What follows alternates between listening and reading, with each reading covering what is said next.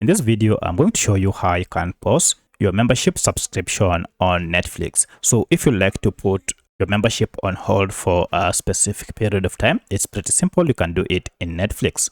If you find this video helpful, I'll kindly request that you support me by liking the video and also by subscribing to this channel. Alright, so to pause your membership, you need to go ahead and log into your account and then head over to your profile here and choose account. From account here, head over to membership.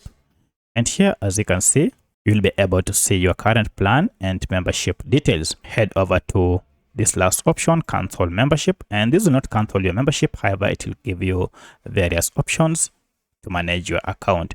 For instance, we can have an option to change plan, to pause for a month, and to cancel or even to resume watching.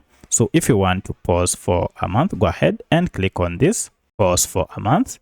And this will keep your profile and preferences. So if I click on the plus icon here, you can see I have this button that is active, pause for a month. However, I have to note that you can still browse and unpause anytime once you have taken this action. So for my case, I don't want to pause, but that's how you can do it on your Netflix account. If you have any other question, kindly let me know in the comment section.